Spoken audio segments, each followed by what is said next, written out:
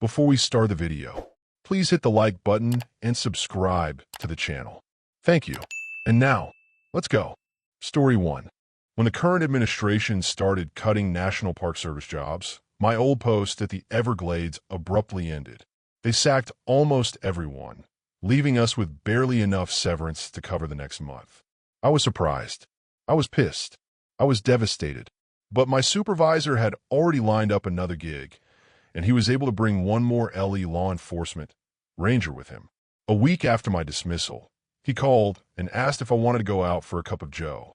"You've always been there for me, no matter the situation," Bruce said over a steaming mug of black coffee. My supervisor was a bear of a man. Bushy beard, 6'5", 240 pounds. Built like a lumberjack. I trusted him like a brother. There's nothing more important in this line of work than loyalty. And out of all the rangers at that godforsaken swamp, you were the most devoted. "Thank you," I said, unsure of where this was going. Sensing my impatience, Bruce launched into his offer. "Look, I've got some friends in the BLM. There's this wildlife preserve. It's contract work. 6 months, but there's an opportunity for extension. Are you?" "Yes, I am," Bruce said. "You good to move to Northern California?" I didn't have anything tying me to South Florida at the time, but the distance caught me off guard. This was clear across the country, and I wanted to know where I'd be spending the better half of the year. Is it Golden Gate? Visions of the majestic San Francisco Bay flashed before my eyes. "The location's classified," Bruce said. "It's not a park with visitors." Oh, that sounded ominous. "Is it military?" "Look, all I can tell you right now is it's easy work, the easiest job you've ever had." "Oh, and the pay is triple what you made in the Glades." "Yeah. Sound great," I said. "It's probably in the Bay Area," I thought. "The cost of living there is much higher." Bruce slid a nondescript manila folder across the table. I reached out to open it, but he kept his meaty hand flat atop its cover. "There's just one thing I need to know before we go any further." I leaned back, suddenly aware of how quiet the coffee shop had grown. Is this some kind of drug thing?" I whispered. I knew about a lot of marijuana grow operations up in NorCal. Bruce fixed me with a steely gaze. "Meth," he said. I spit up my cappuccino. "Whoa, I don't know." But Bruce erupted into a rumbling laugh that was part growl. "I'm just fucking with you, dude. The site's restricted due to environmental concerns, and you just have to sign an NDA before I tell you anything else." Oh, I let out a sigh and opened the folder to an 80-page document of boilerplate legalese. My new post was a wildlife preserve called McNeely Pines. I arrived a few days after signing my NDA. I flew out to Sacramento, then drove for a few hours through winding mountainous roads with nary a town or gas station in sight. I left all traces of civilization far behind and entered the pure, untrammeled wilderness that intimated westward settlers centuries ago. The sun had just set when I finally arrived at the ranger station. It was an old timber-built hunting lodge repurposed by the government, 2 stories tall, with a series of radio antennas sprouting from its roof. There was something off about the place, but it took me a while to realize what. It wasn't until after I'd moved into my room upstairs, taken a nice hot shower, and settled in a bed that I noticed all the windows were reinforced with metal bars. Bruce gave me a tour of the property the next day. It was just the 2 of us working the park. Cell reception was spotty, but we had a high-tech comms room in the station for communicating with the outside world if needed. The preserve encompassed 10,000 acres of mountainous forest full of towering pines whose expansive canopies blocked out most sunlight, even in the middle of the day. The forest looked pristine. No trash, no roads, plenty of wildlife. But it was inaccessible. A 15-foot-tall chain-link fence topped with razor wire surrounded the whole area. No one was allowed inside, except with express permission from the federal government. Before my arrival, Bruce said the location of the preserve had been quarantined, but I never imagined it would be like this. What did they have in there? Mutant grizzly bears? I asked as the 2 of us drove along the perimeter in a park-issued ATV. "Deer mostly," Bruce said. "It's not just to keep the animals in, but also to keep people out." Now that I was on site, my supervisor could explain the whole situation. Apparently, a railway runs through the McNeely Forest Wildlife Preserve. It's shut down now, but for decades it serviced freight trains. Most carried simple goods, foodstuffs, lumber, sheet metal, but occasionally they transported hazardous materials.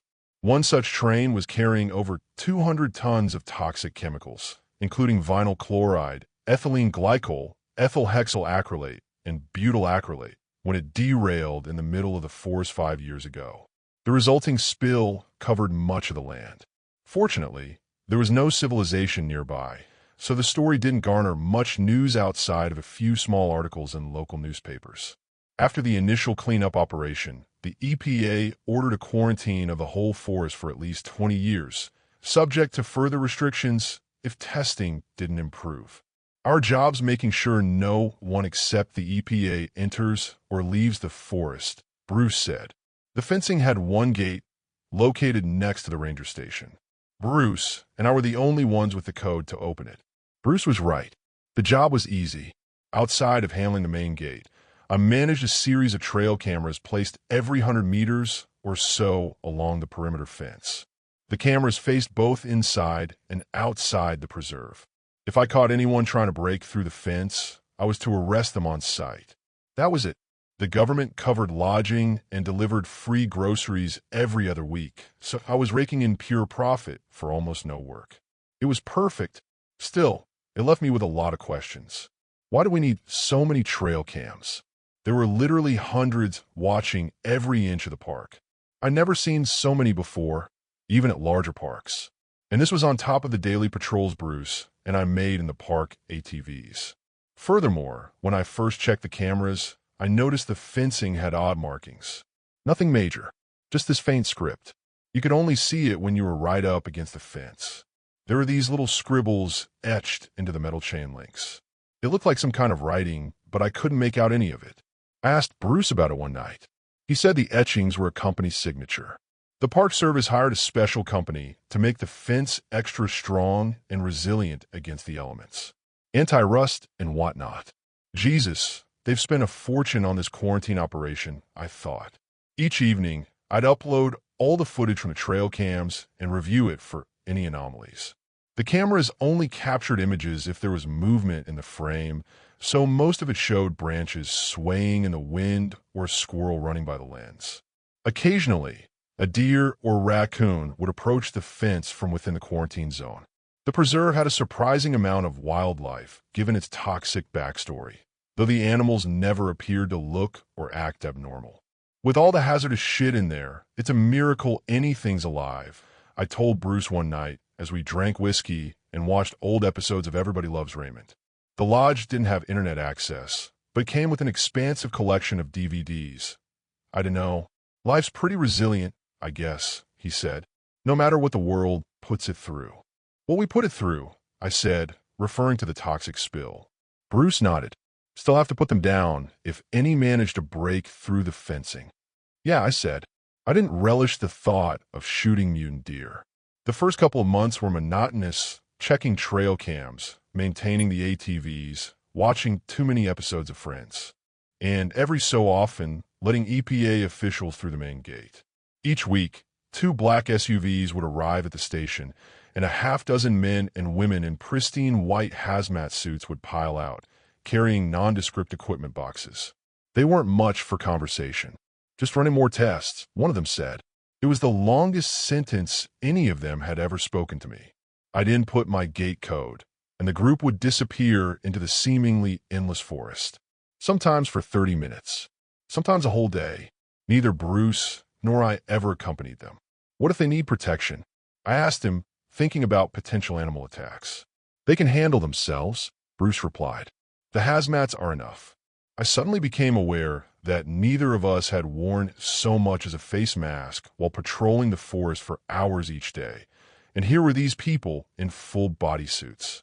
Should we be wearing anything? Nah, the spill site's far in the interior, Bruce said.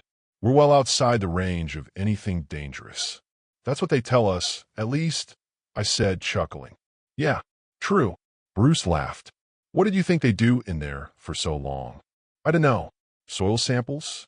A bonfire rager? Who cares, so long as our check's clear, Bruce said. I nodded, but something still felt off. The EPA officials were so deadly serious whenever they arrived, and they always seemed dazed when they returned from their testing. It was like they'd been through the ringer in there. Their blank, expressionless faces reminded me of someone in shock. One day, I noticed a syrupy red liquid leaking from one of their equipment boxes as they exited.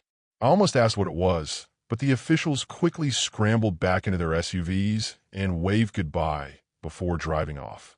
It has to be blood, I told Bruce later that night. There's nothing else it could be. Are they killing animals in there and bringing them back to some lab for testing? Look, Bruce set his whiskey down. It's best if you don't dwell on it that much. His demeanor suddenly changed, as if I were bringing up a taboo subject. But this was our job. Don't you want to know what's going on? I asked. I mean, the cleanup's the whole point of this place. Quarantine. Clean up the mess. Reopen the park to the public. I never said the park would reopen to the public, Bruce said. What? My supervisor just stared at the flames in the lodge's fireplace. The logs popped and crackled. Then, he downed the rest of his whiskey and started up the stairs. I'm going to bed. Make sure you put the fire out before heading up. I'd known Bruce for years, but I'd never seen him like this. Everything was hunky-dory for weeks. We were cracking jokes about toxic deer with superpowers. But the moment I brought up that blood-soaked equipment container, it was like I'd touched a raw nerve.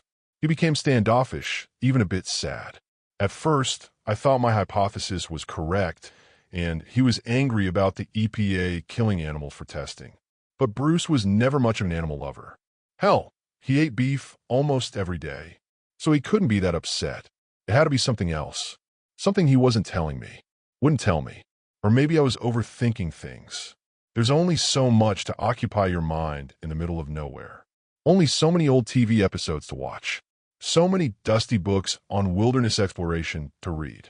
My job was monotonous, repetitive. In such situations, the mind tends to search for meaning, especially when there's a mystery this intriguing. I started my investigation in the comms room.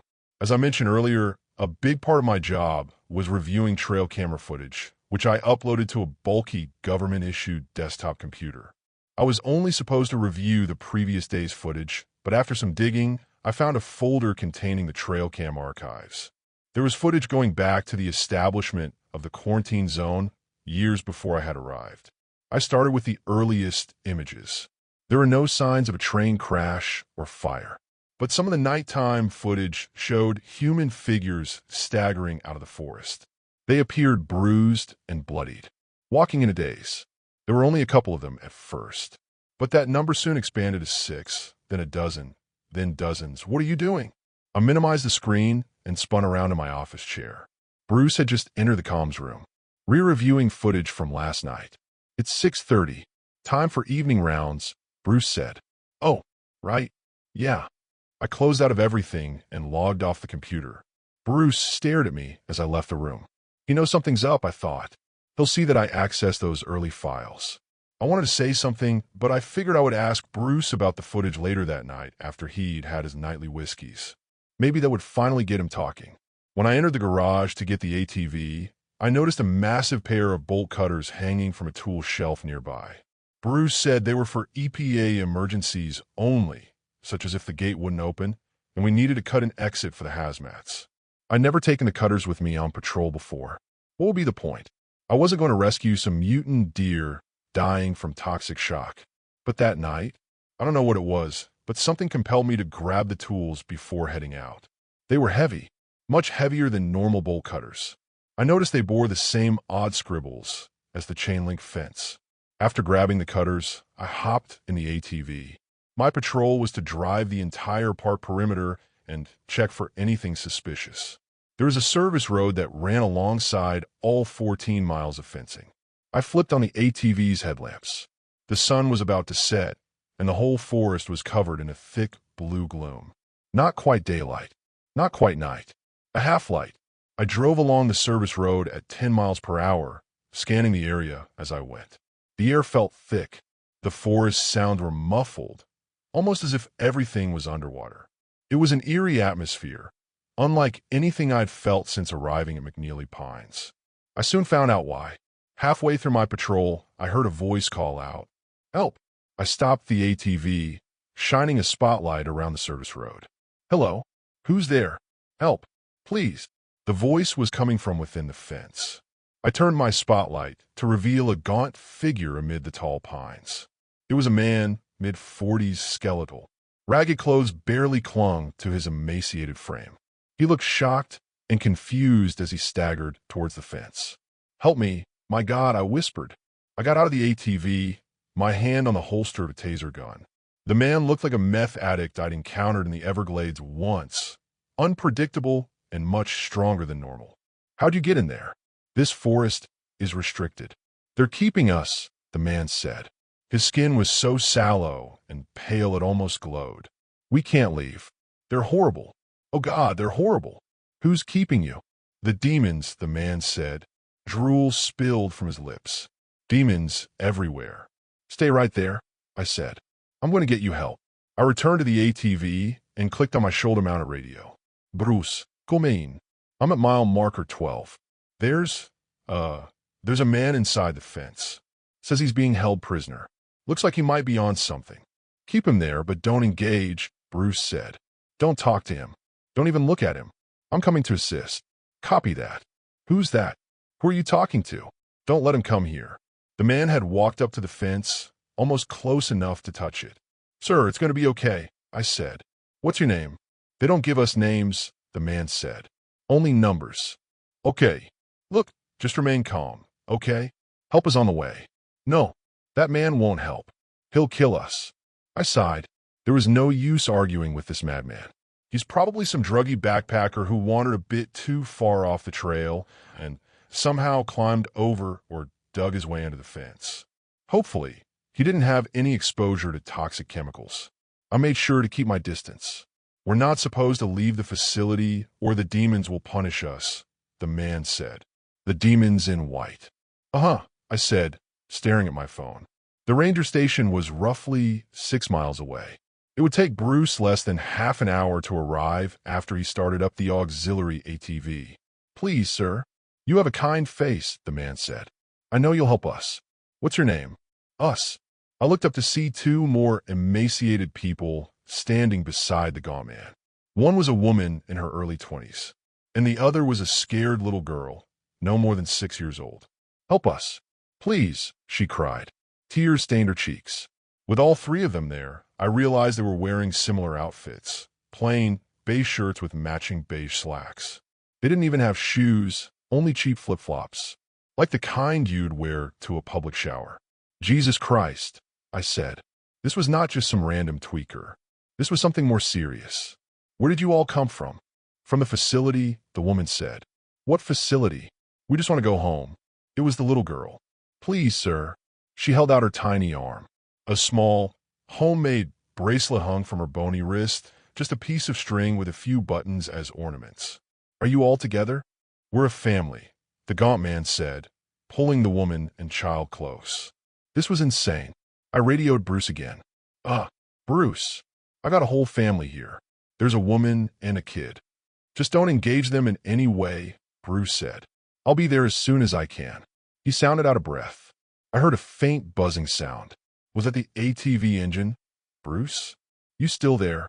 The radio only crackled in response. Forget it. He's not going to help us. The woman tugged on the man's shirt, pulling him away from the fence. No, I can see the empathy in his face. The man fought to remain where he was. He kept staring at me. I could feel his bloodshot eyes boring into me even as I looked down at my cell phone. It was 8:15 p.m. What was taking Bruce so long? A sudden, gurgling sound drew my attention. Then a woman's scream. I looked up. The little girl had collapsed onto the leafy ground, seizing. Her eyes rolled back as she struggled to breathe. No, she's going into anaphylactic shock. The woman grabbed a stick from the ground and shoved it in the girl's mouth. Drool spilled from her lips. She's going to die. The man looked at me, pleading. Do you have a first aid kit? I did. A part of me wanted to radio Bruce one more time, but the girl's condition was getting worse by the second, her tiny body racked with violent convulsions. I needed to act. Now, I rushed into the back seat of the ATV, grabbing the first aid kit and bolt cutters. Seconds later, I knelt beside the fencing and started to cut. Asterisk snip. Snip.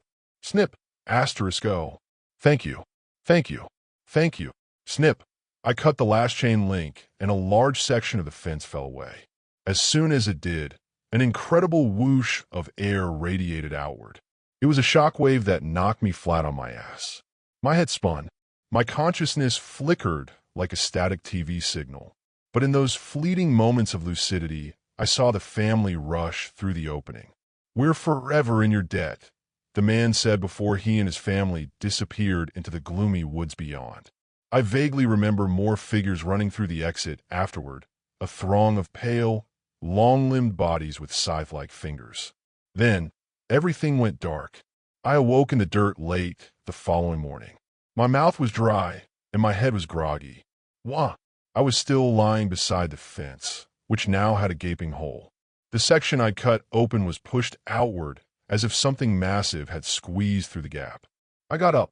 My ATV was still there, but it was dead. The battery juice ran out from running the headlamps all night, and all the gas had burned away. I clicked my shoulder-mounted radio. "Bruce? Come in." "Bruce?" There was no response. Where the hell is he? I ended up walking back to the ranger station. I kept radioing my supervisor every few minutes, but only received errant static in response. I knew something had gone terribly wrong, and my decision to cut open that fence was almost certainly the cause of it. Who were those people asking for my help last night? What was the facility they kept talking about? Were they all on something? Was I on something? Was the whole night some toxic-fueled hallucination brought on by the chemicals in the forest? All I knew for sure was that I'd fucked up. Big time. I'll probably lose my job over this, I thought. When I finally arrived back at the lodge, the front door was ajar, and a few of the windows had been broken open. The iron bars covering them were pulled apart. Only someone powerful could do that. Someone or something. There was an awful stench in the air. Flies buzzed everywhere. I pulled out my service revolver and stepped inside. The place was a war zone. Furniture ripped up, glassware shattered, tables and desks overturned, and blood splattered everywhere. In the center of the room was all that remained of Bruce. His body had been torn apart, limbs severed, chest cavity ripped open. Something had eaten his internal organs while he was still alive. My former supervisor's face was frozen mid-scream, his glassy eyes wide with terror. I staggered backward, bile rising in my throat. This was too much, but it was about to get much, much worse. That's when I saw what Bruce clutched in his cold, dead hands. A blood-stained government report. Highly classified. After grabbing some pliers from the tool shed, I pried open his rigor mortis stiffened fingers to access the document. Its contents were somehow more sickening than the carnage that surrounded me. There was no train crash. That was just a cover story to quarantine the area and keep any hunters or tourists out of the woods. The EPA agents I let inside the fence each week were military scientists. They worked at a top-secret research facility deep within McNeely Pines. It didn't even have a name. The report only listed it as the facility. The document had numerous grainy, black and white photos. They showed men, women, and even children in barren cells, heads shaved, emaciated, terrified. There were pages of data detailing horrific experiments, tests involving exposure to experimental neurotoxins. The scientists would monitor each person's degradation to learn just how long it took for someone to go blind, for their teeth to fall out, for their heart to stop.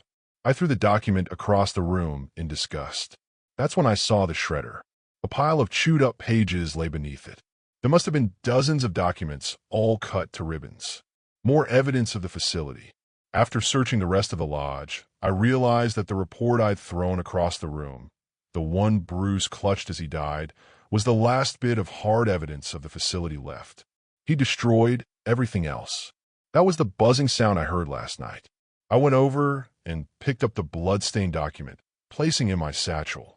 Then, I left the McNeely Pines for good. I drove all night until I found a cheap roadside motel near Yosemite. Once secured in my room, I pulled out the document and photographed each page, uploading them to my Google Drive in case someone burst through the door right then, shot me dead, and burned the document. I needed to make sure this last bit of evidence would remain. As I finally read through the entire report, I noticed that the military had moved on from chemical weapons to arcane ones. The last pages detailed a program involving an ancient Sumerian tablet. There were images of odd scribbles, the same writing etched on the chain-link fencing and bolt cutters. The scientists had performed some sort of blood ritual on one of their subjects, a man in his mid-40s. A grainy black and white photo showed his face. It was the same man who came to me the other night, begging to be let out.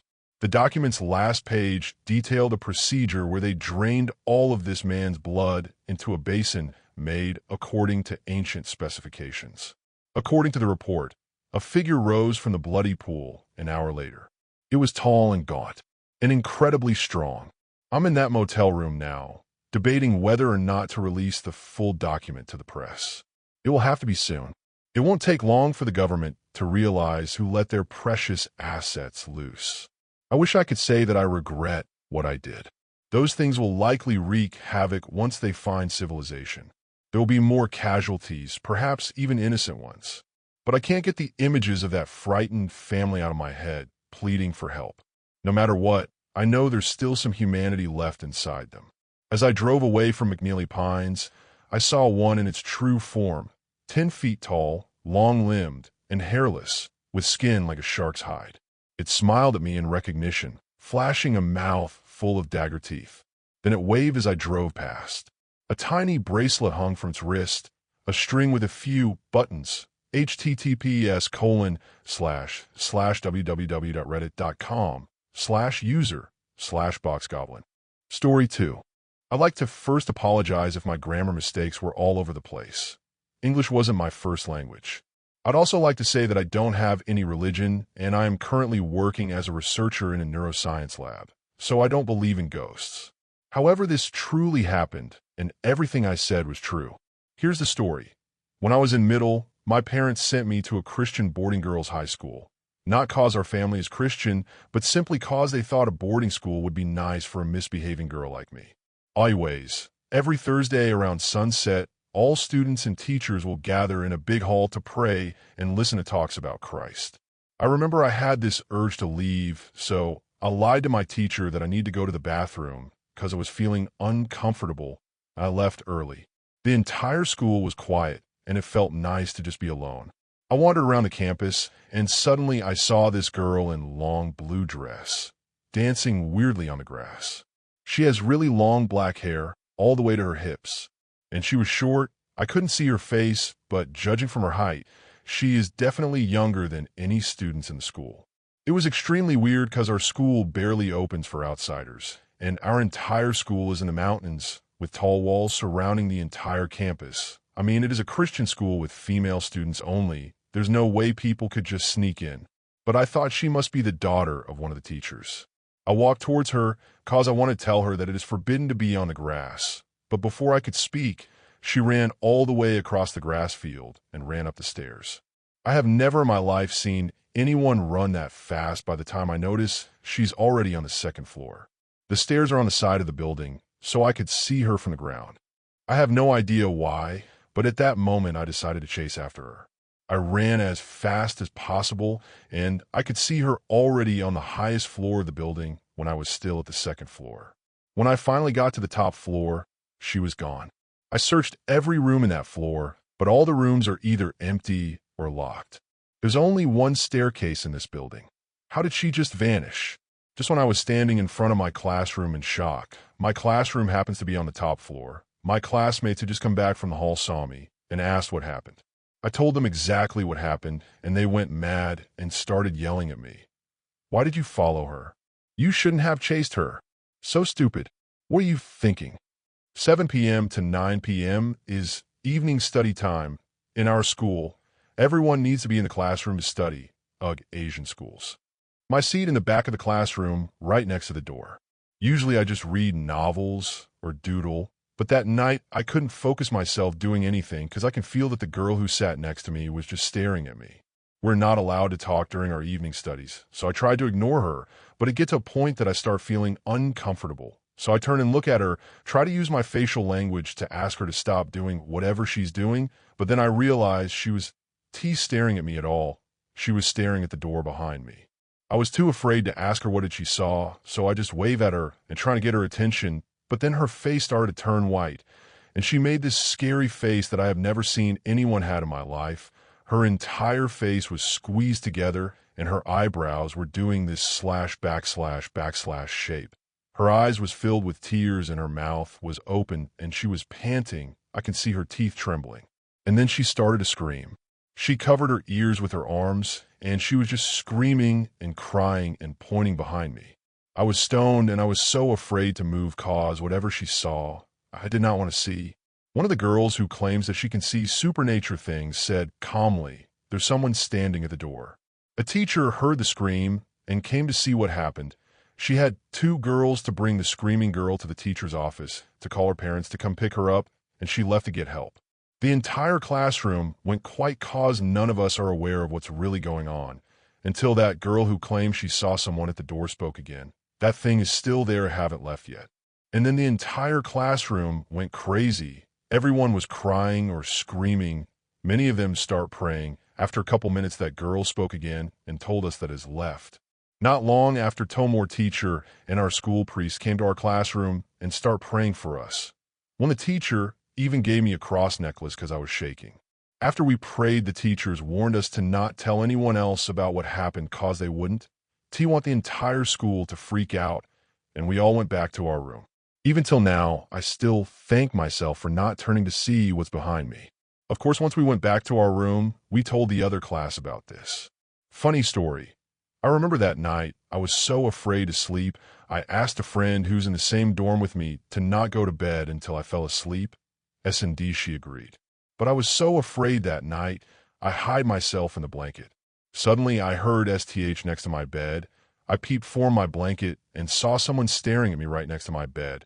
I screamed, "Ghosted HHHH," and throw my pillow at it. But turns out that was my friend who was really tired and just came to check whether I was asleep so she could go to sleep too.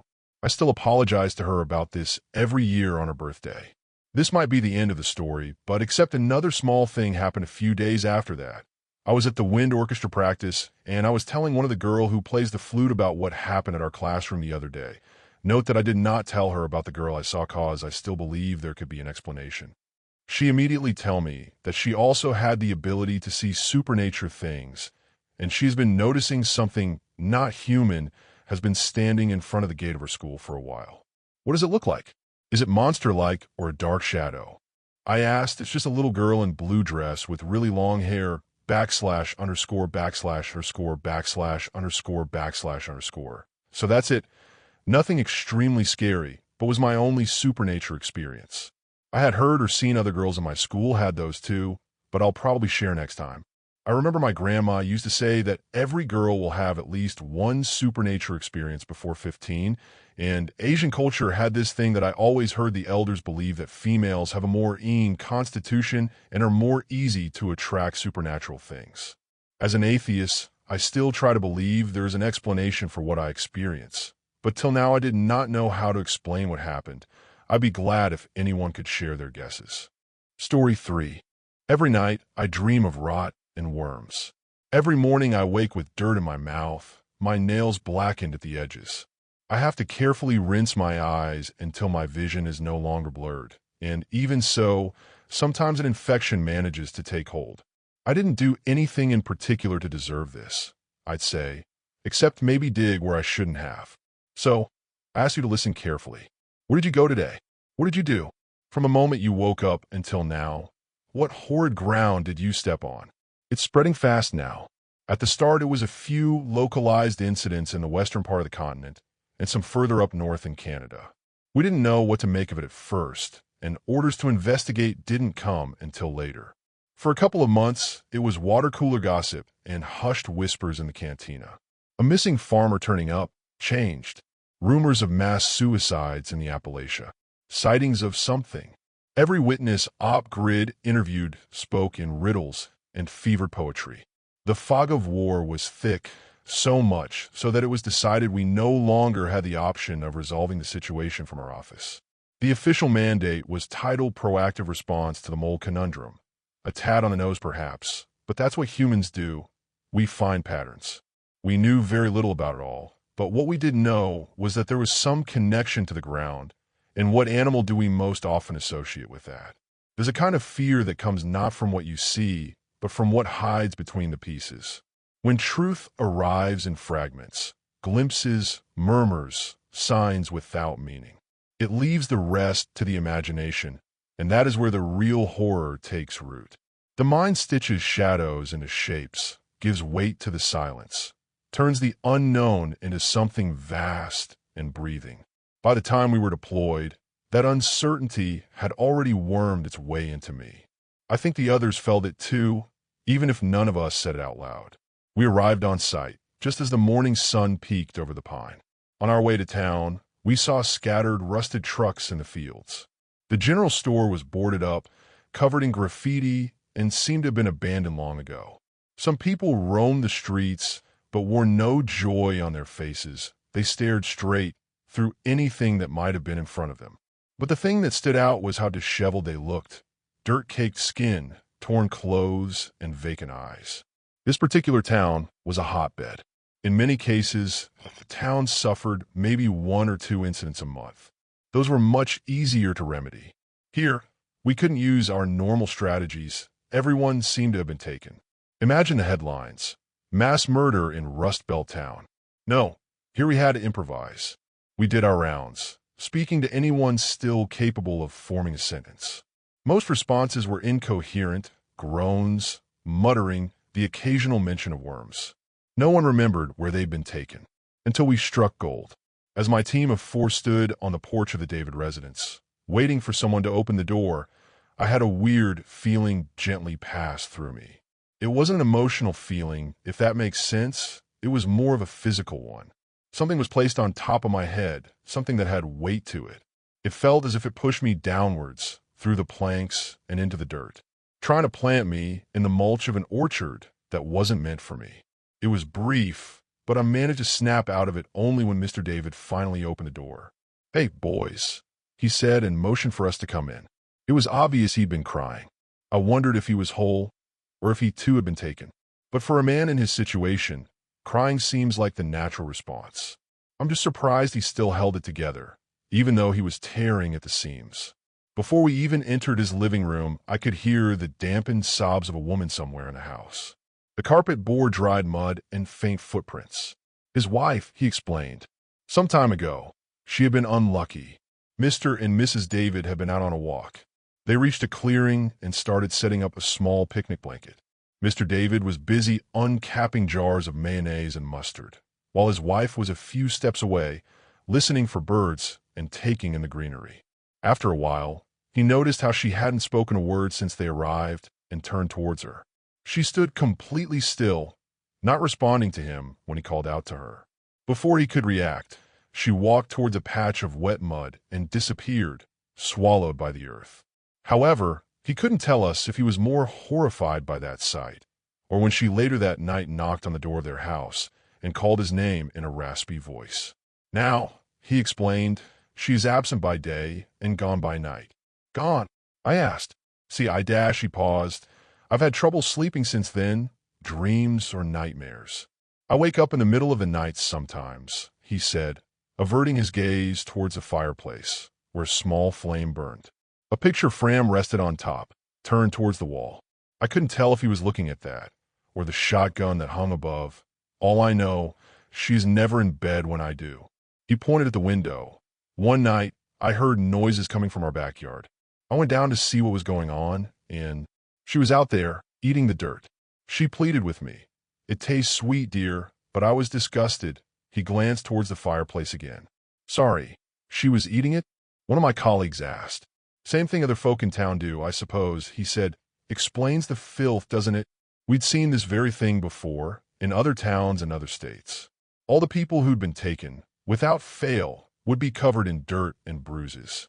My personal guess was that something provoked them to return to where it happened, burrowing, again tasting the dirt that poisoned them. Maybe something called to them. But new information came all the time. This was odd, novel, and the situation had slowly escalated to unseen territory. This case made me uneasy in ways I had never experienced before, and I suspect the higher brass felt the same based on leaked emails I got my hands on later. Mr. David was tired, weary. We decided he had experienced enough excitement for one day and thanked him for his time, but not before asking him to point us in the direction of where it happened. He asked for one of our maps, pulled a pencil from his back pocket, and drew a circle in red ink around a small area in the woods south of town. As we walked out, the sobs of the woman had penetrated my ears. I felt bad for her as much as you could without ever meeting her. Mr. David looked resigned as he closed the door. We didn't even get to the end of the block before we heard a muffled gunshot reverberate through the streets. As we made our way into the woods, that feeling came again. This time, it started on my feet. I was being pulled down by the unseen. I hunched over and vomited. "You okay?" "3. I never bothered to learn their names," asked. I opened my field kit, scrambled for a rag, and wiped the corners of my mouth. "I don't know." We didn't talk much on our hike. It was not that we didn't want to. I noticed many things, small, perfectly round sinkholes, moss growing in weird shapes and on strange places, a fungus I didn't recognize. But there was this tension in the air, as if we spoke about the phenomena we observed, it would notice us. What that was exactly, I didn't know. The silence was broken by 2. "I don't like this. Nothing makes sense." With every new piece, the puzzle becomes larger or morphs. "You've all read the first reports, right?" "That man was sick," she said. "Yeah." It kept going on and on about the same things. "Friend of the worms, it's telling me how to go home. I'm looking for my other name. Fucking insane." 3 responded. "Exactly, he was sick, and I don't get it. He couldn't give the Bureau one single, actionable bit of information, yet he knew that something in him had changed. He longed to go back, but he knew it would do him no good. It is a disease," For said. "A disease. I've done a lot of shit for this agency, like you. Killed and maimed things, captured all kinds of creatures. I could touch them, poke them. I could push my knife into some kind of flesh or through scales, and I knew they'd die. In that way, I created my own safety. 2 didn't follow, and nobody has seen what causes all this. Why do you think that is?" For asked but got no response because it doesn't exist. It isn't a virus or a fungus or a disease in the biological sense. It is a correction. Quiet fell upon us. I wanted them to stop talking. I wanted to forget everything I knew, go home, quit, and then put my savings into a ticket to Paris. I wanted to get as far away as possible from the place we were moving towards. But every time I thought about pulling rank and aborting the mission, that feeling welled up again. So, instead I offer my perspective. I said, the Earth is angry. We walked another 20 minutes, and with every step we took, the bird song we could hear so clearly before faded more and more. 2 and 3 stopped by a tree, covered by a particularly interesting pattern of fungus, to grab some samples. Again, I thought about turning back, but deep down I knew that there was only one way forward. I gestured towards 4, and on we went. I found myself obsessing over the red circle on the map.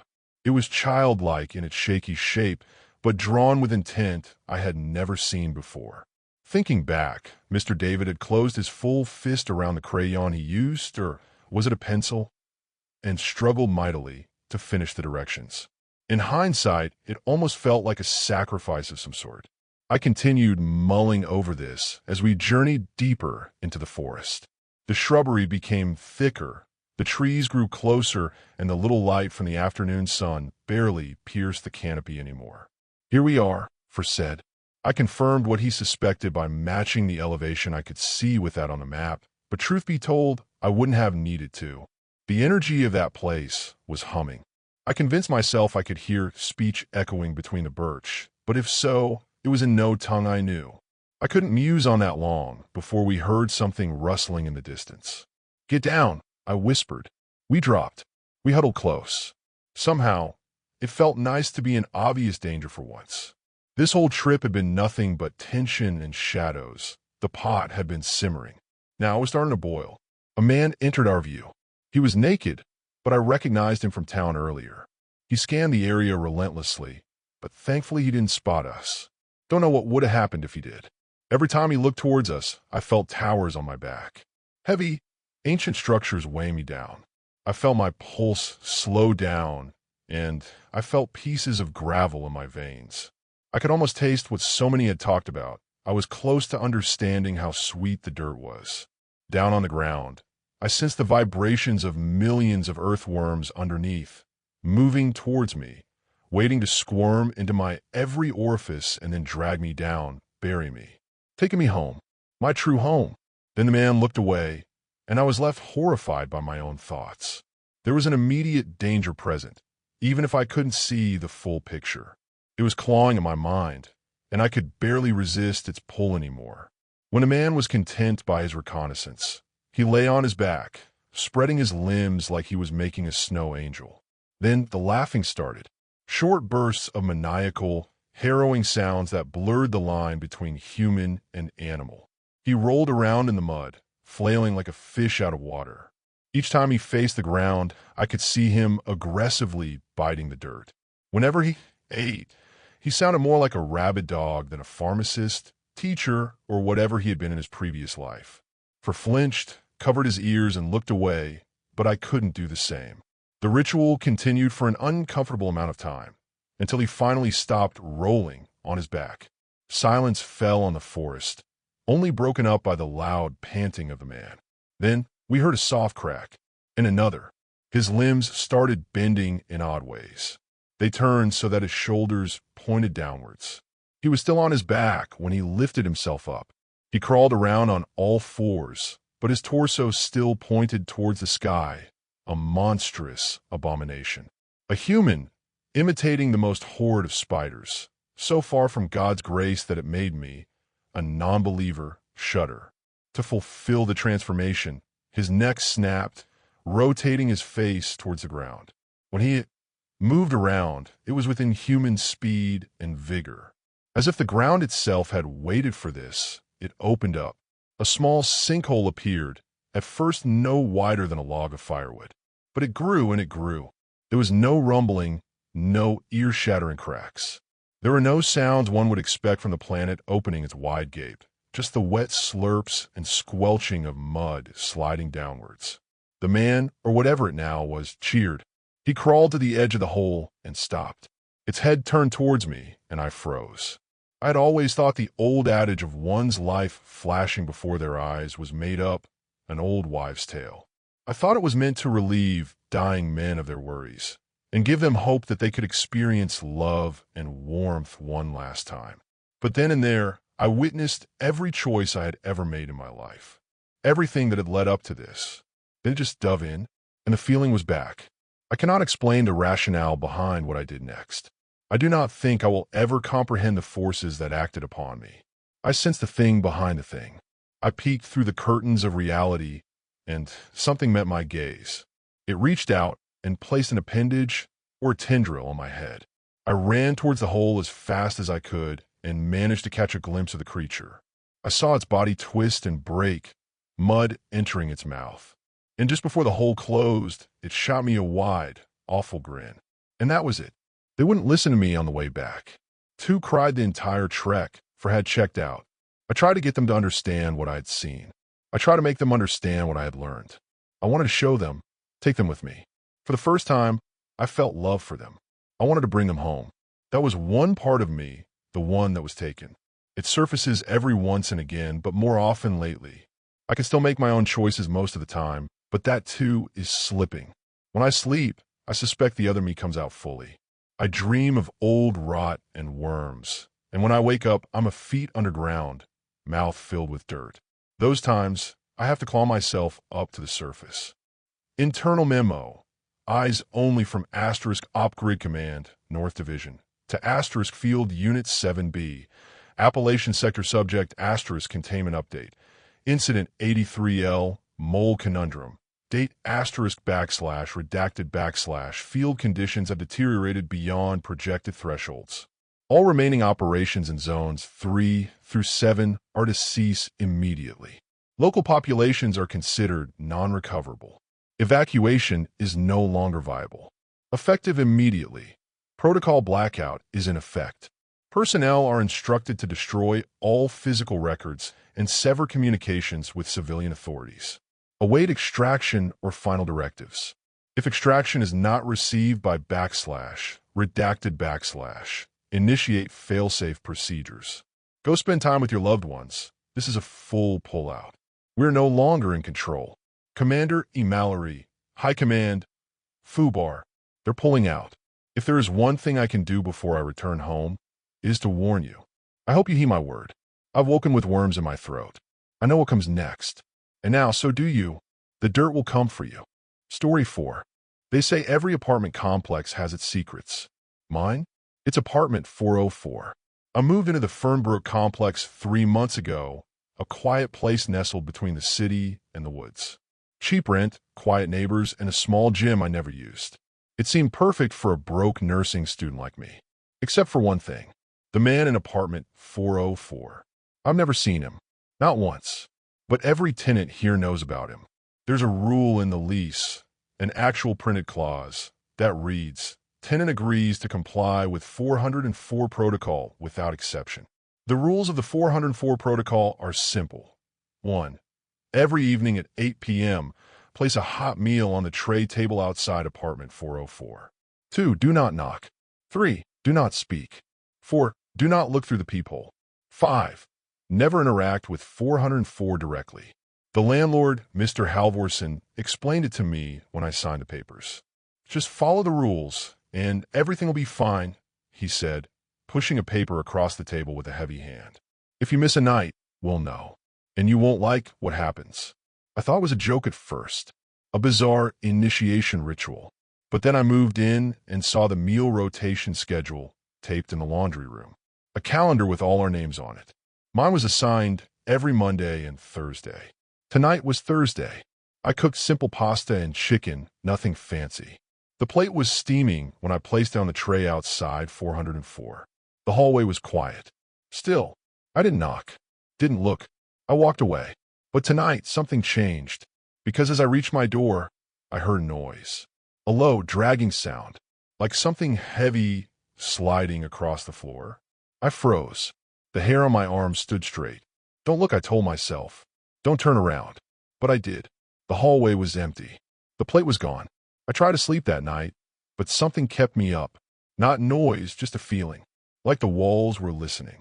At 3:11 a.m., I woke up to a text from an unknown number. Did you forget something? Winky face. I sat up, heart pounding. The plate. The food. I placed it. I know I did. But another message came through. You peeked. I hadn't. Had I? I scrambled out of bed and checked the peephole in my front door. The hallway was dark. Silent. Then, without warning, a knock. 1, 2, 3. Then silence. I didn't sleep again that night. The next morning, I went straight to the landlord's office. Mr. Halvorson looked tired, older than before, with deep lines under his eyes like he hadn't slept in weeks. I got a text, I told him, about 4:04. He didn't blink. Did you look? I don't think so, I said. But did you? Look, I don't know. I snapped and immediately regretted it. He sighed, opened a drawer, and handed me a laminated card. Emergency Protocol, 404 violation. If you believe you may have breached the 404 protocol, follow the instructions below. 1. Remain calm. 2. Leave your unit for 48 hours. 3. Do not return without written clearance. 4. Do not speak to him. 5. Do not acknowledge him. 6. Do not accept gifts from him. 7. Do not bring guests. 8. Do not attempt to document or record. I read the card twice. This is insane, I whispered. He looked at me, truly looked at me, and said, he notices the ones who doubt. I didn't leave for 48 hours. I should have. On Friday night, the meal was assigned to the old woman in 209. I waited behind my door and listened. At exactly 8 p.m., I heard her door open. Soft shuffling steps. The plate being placed. Then a whisper. I pressed my ear to the door. I brought you an extra cookie, she said sweetly. Baked fresh today. Then silence. A beat. Then the tray scraped. Then screaming. High-pitched, agonizing, animalistic. I flung open my door. The hallway was dark again. The tray was gone. So was the woman. Her apartment has been under maintenance ever since. On Sunday, I got another text. You're next. I packed a bag and called a friend in the city. I stayed with her for 3 days. When I came back, everything felt off. My toothbrush was wet. My fridge was open. My bedroom window, locked from the inside, was open a crack. On my kitchen table was a plate. Chicken and pasta, just like I made last Thursday. With a sticky note, "You forgot the Parmesan." I stopped delivering the meals.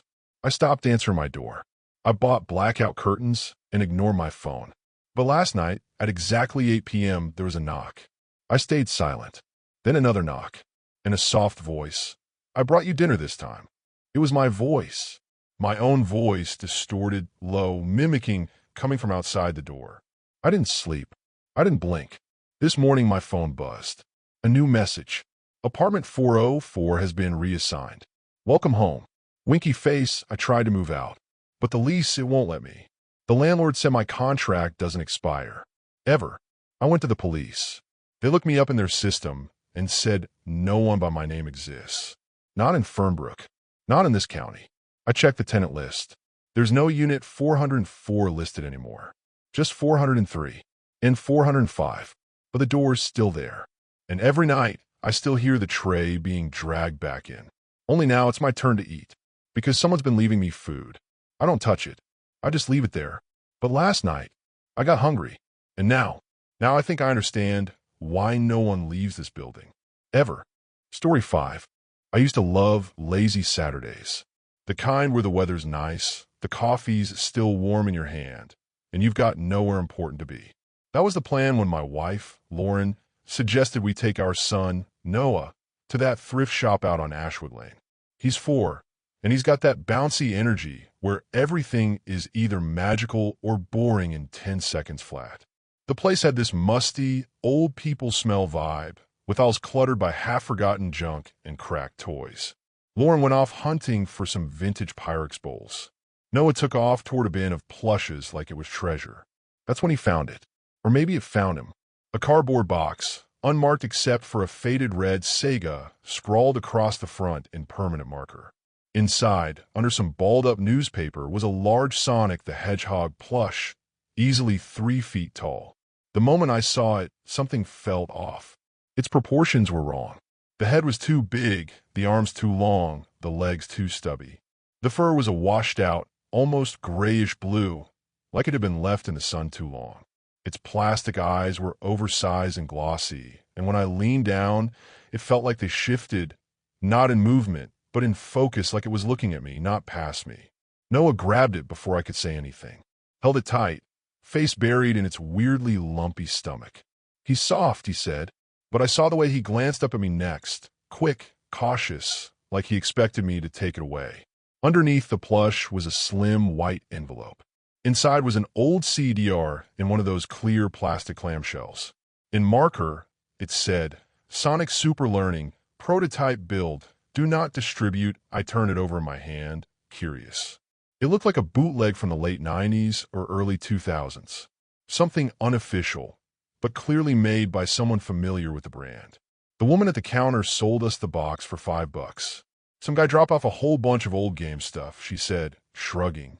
That one gave me the creeps. I should have listened. Noah wouldn't let go of the plush. He clutched it through dinner, tucked it into bed beside him, whispered to it when he thought we weren't listening. Lauren just smiled, thought it was cute. "He's got a new friend," she said. The first night, I waited until everyone was asleep. Popped the disk into my laptop. It booted immediately. No install screen, no loading bar. Just a black background, and then Sonic, rendered in stiff, early 3D, popped up in front of a cartoon classroom with mismatched colors and oddly floating geometry. "Hi, friend." The voice was chipper, too chipper, robotic but not synthetic. Like a real person doing a fake happy voice, too loud and a little too fast. It played like a weird off-brand Sonic Schoolhouse. There were basic math questions, shape puzzles, spelling exercises. But something felt off about the pacing. After each correct answer, Sonic would just stare. Not for long, but a beat too long. As if he were thinking. I played for about 30 minutes, then closed it. Noah was standing in the hallway when I turned around. He didn't say anything, just looking at me, eyes wide. By the end of the week, the house felt wrong. Noah had started doing things he never used to, staring at walls, sitting quietly for long stretches, clutching pal Sonic like it was an anchor. And when I asked him to do something, pick up his toys, eat his food, he wouldn't scream or throw a tantrum. He'd just go quiet, like I was a stranger, like he couldn't hear me at all. And always that plush sat with him, its plastic eyes catching the light in weird ways. Sometimes I'd swear it looked cleaner than it had the day before, like the fabric was smoothing out, the stains fading. I kept playing the game. I don't know why. Curiosity, maybe, or some low hum in my brain pushing me toward it. Each session, the classroom got darker, the colors more washed out, the shadows deeper in the corners. Sonic's model degraded too, joint stiff, eyes slightly out of sync. And he started asking things. Are you paying attention? Would you leave your family to learn forever? Do you think I'm real? I thought it was broken. I wasn't really feeling like giving shit at the time. Until the day after that last question, when Sonic stared silently, mouth twitching upward into a smile that didn't stop growing. Then came, do you think I can ruin your life? And then, louder, distorted, because I'm very real, and I can ruin your life. The screen flickered. His face melted, like the textures were peeling off, revealing something underneath. The jaw opened wider than the model should have allowed.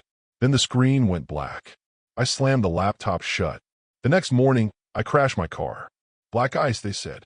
I don't remember seeing any. I remember glancing in the rearview mirror and seeing something blue in the back seat. Something that shouldn't have been there. I was late to work. My manager gave me a warning. The next day, I was late again. Fired on the spot. No second chances. Lauren tried to comfort me, but her words felt thin, like she wasn't really in the room with me anymore. That night, when I got up to get a glass of water, I saw her standing in Noah's doorway, just staring in at him. Pal Sonic sat upright in the bed, arms spread wide, as if hugging no one. She didn't hear me walk up. I asked her what she was doing. She blinked, turned to me, and said, I forgot. I started seeing him in reflections. Not Sonic. Something taller. Skinnier. Blue fur, but darker, almost black under the lights. The face was stretched, the mouth open in a wide, gaping grin that showed no teeth, just endless pink void. It would appear in mirrors, windows, the dark of the microwave screen when I walked past. Always in the corner. Always watching. I stopped sleeping. And then my parents died. House fire. They said it was electrical. The wiring was old, but something didn't add up. The fire report mentioned burn patterns that didn't make sense, like the ignition point wasn't the wiring, but the ceiling itself. I didn't go to the funeral. Laura didn't ask why. Noah stopped speaking to me entirely. One morning, I woke up to silence. Too quiet. I got up, called Lauren's name. No response. Noah's room was empty. Their clothes were still in the closet. Phones on the counter. Front door locked. No signs of a struggle. Just absence. Pal Sonic was gone, too. I tore the house apart. Nothing. No note. No goodbye. No signs of life. That night, I opened my laptop again. I had to know. Had to see. It didn't power on, but the screen did flicker once. Just once. And for a moment, I swear I saw that long, lanky version of Sonic standing in the black. Head tilted. Arms dangling. Mouth stretched open in that impossibly wide smile. It's been a week. I don't go outside anymore. I don't answer calls. I don't know who I'd even tell. The police think they ran off. Maybe they did. But I know the truth. Every night, I see that thing. In the shadows. In the corners of the room. Watching. And when I close my eyes, I still hear that voice. Crisp. Clear. Smiling. Still think I'm not real. That's it for today's creepy Reddit tales. Before we go, I just want to say a quick thanks to all of you for watching, liking, and sticking around. You guys keep this channel going, and I'll be back soon with more stories that'll make your skin crawl. Drop a comment if you've got your own spooky tale to share, and I'll see you in the next one.